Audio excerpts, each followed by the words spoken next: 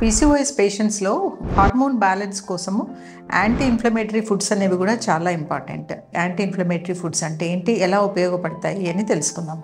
ఇందులో మంచి రా వెజిటబుల్స్, గ్రీన్ లీఫీ వెజిటబుల్స్ అంటే పాలకూర, గోంగూర ఇలాంటివన్నీ యాంటీ ఆక్సిడెంట్స్ అందించడం ద్వారా ఇన్ఫ్లమేషన్ అనేది తగ్గిస్తాయి.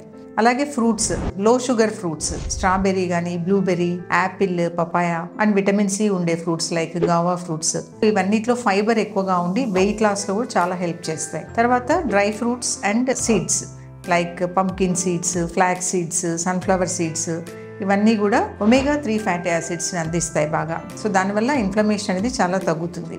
అలాగే ఫ్యాటీ ఫిష్, సాల్మన్ ఫిష్ కానీ, మ్యాకరల్ ఫిష్ కానీ, ఇవన్నిట్లో కూడా ఒమేగా-3 యాసిడ్స్ చాలా ప్లెంటీగా ఉంటాయి. సో ఇవన్నీ కూడా ఇన్ఫ్లమేషన్ తగ్గించడానికి చాలా హెల్ప్ అవుతాయి అన్నమాట.